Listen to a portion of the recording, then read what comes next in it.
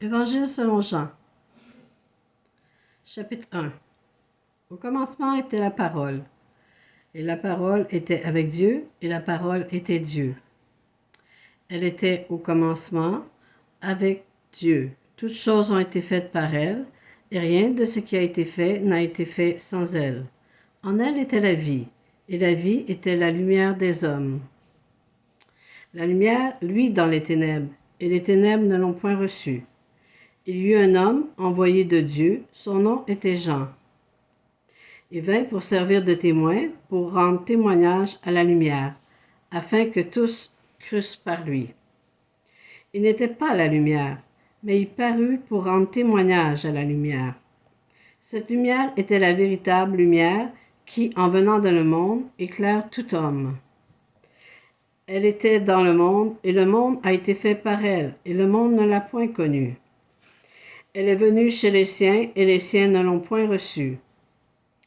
Mais à tous ceux qui l'ont reçue, à ceux qui croient en son nom, elle a donné le pouvoir de devenir enfants de Dieu, lesquels sont nés. Non du sang, ni de la volonté de la chair, mais de la volonté de l'homme, ni de la volonté de l'homme, mais de Dieu. Et la parole a été faite chair, et elle a habité parmi nous, pleine de grâce et de vérité. Et nous avons contemplé sa gloire, une gloire comme la gloire du Fils unique venu du Père.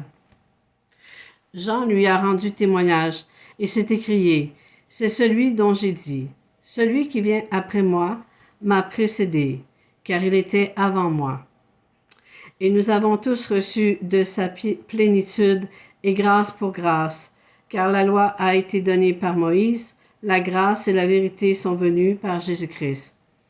Personne n'a jamais vu Dieu. Le Fils unique, qui est dans le sein du Père, est celui qui l'a fait connaître. Voici le témoignage de Jean. Lorsque les Juifs envoyèrent de Jérusalem des sacrificateurs et des Lévites pour lui demander « Toi, qui es-tu » il déclara, et ne le nia point, il déclara qu'il n'était pas le Christ.